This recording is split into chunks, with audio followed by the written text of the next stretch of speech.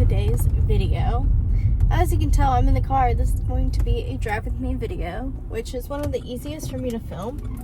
I'm already going somewhere, and 99% of the time it's either to work or to my house, but this time it's to work. So good morning.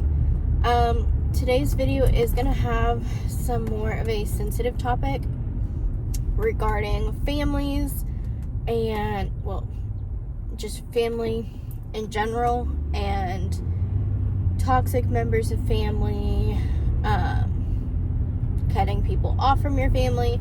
So watch with care. If this is a triggering subject for you, don't watch it. If this is something that you need to hear, please do watch it. This is my own personal opinion and my own personal experience. So everyone else's is going to be different, but I hope you enjoy the video nonetheless. Hello. So as I said, this is a deeper, more emotional topic. I'm sure everyone has had a toxic family member or knows someone who has a toxic family member that they've cut off, and it's very hard to grieve someone who's alive. And there's complicated feelings when they pass. I haven't gotten to that point yet, but I know one day that will happen. But my mom and I had a really strong relationship growing up. A little too close, but I didn't see it at the time. I just was excited that my mom trusted me with things that other people's moms didn't. Then it turned out that there was oversharing. There was using me as a therapist and minimizing my feelings, trying to control me. It just became very unhealthy. And I mean, probably still would be if I had a relationship with her, but I don't. So yeah, that's fun. Oh, my exit might be blocked off. That's fun. Okay, anyway, so yeah, we had a strong relationship. I got married. There was some disrespect that I had already started noticing towards me, but I didn't really question. I didn't think much of it. And then she was disrespectful towards my marriage, talking about my marriage and the status of my marriage behind my back to my siblings instead of to me. Would say one thing to my face and say another in a different way to someone else. There were lies, and I just started noticing inconsistencies between her stories regarding my dad, her stories regarding my siblings, and what they were telling me. So I just overall started to not trust her, and then we got in a huge fight a few years ago. It's probably been 3 or 4 years now. 4 years now, actually. And we went through a lot, but then I blew up on her. I said some things that I shouldn't have, and I apologized for it. She said a lot of things that she shouldn't have, and there was never an apology, and I'm done waiting for an apology. I know I'm never going to get one. I said I needed space. I unfriended her on Facebook because I knew how she was. She would go to Facebook and post, "I'm so sad," and "This person's so mean," and I just was not in a headspace to be able to see that. Because I needed to be able to feel my own feelings and not feel guilty for being angry. And then she got upset and said, "Well, I need space. I'll talk to you when I'm ready." And then she went off and didn't talk to me for many, many months. Missed my birthday. I didn't say anything on her birthday. The following month, she didn't get anything from me for Mother's Day. And then she called me after Mother's Day and was like, "I'm so hurt." And I was like, "You're hurt. This is what you told me, so that's on you." And I laid it out. I was tired of it. I was tired of seeing the disrespect towards my marriage, towards my husband, towards me, towards the boundaries that I set up when I started seeing all of the disrespect. And she just never learned how to respect all of that. Still, to my knowledge, does not know how to respect boundaries and stuff like that.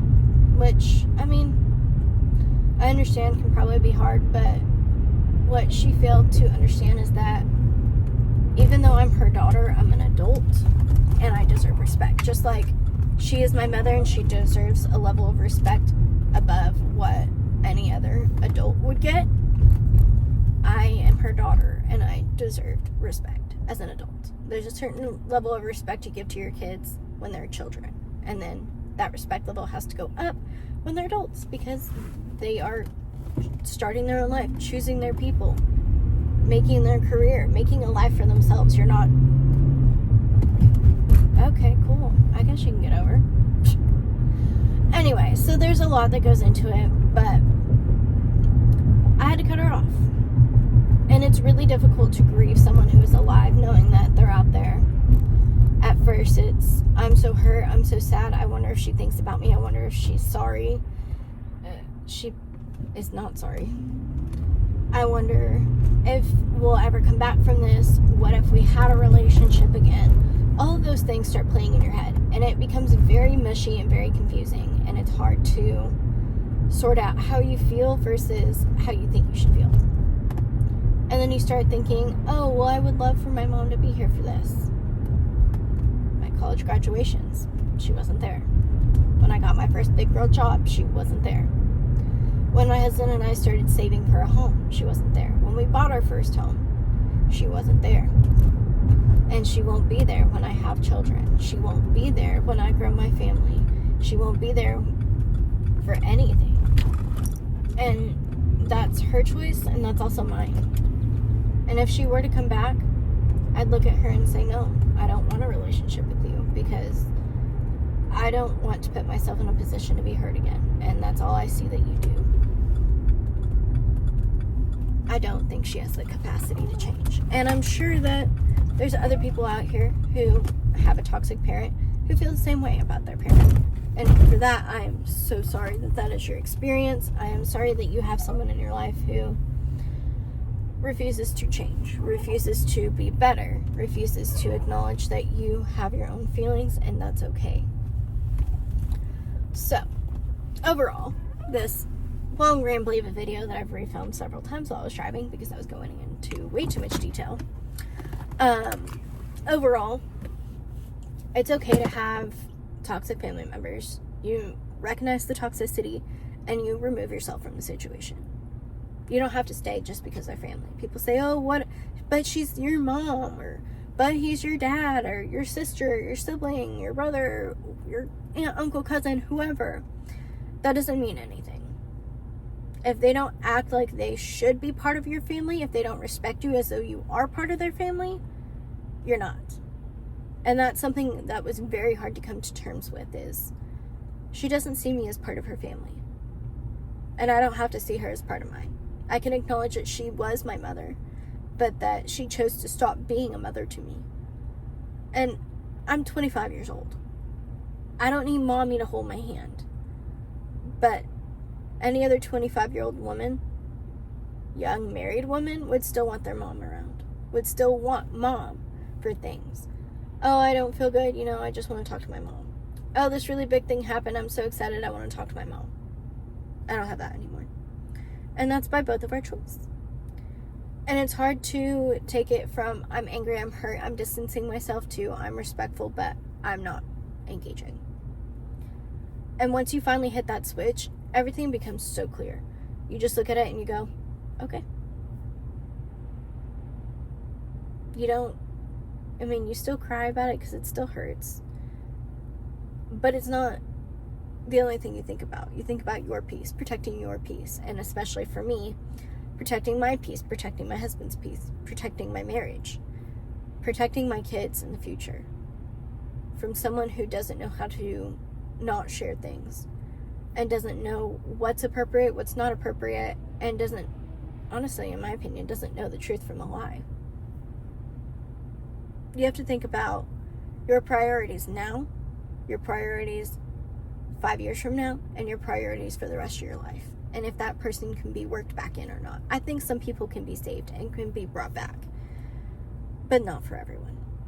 So, that's my soapbox. If you related to this video in any way, I am so sorry. And know that there are a lot of us who have toxic parents or toxic family members that you've had to take yourself back from and not engage, because you're protecting yourself. And it feels guilty. You feel guilty. It feels selfish. But you're allowed to be selfish because it's your life. Your choices, your life. So, getting off my soapbox now, I hope you enjoyed this video, and I will see you in the next one. Bye.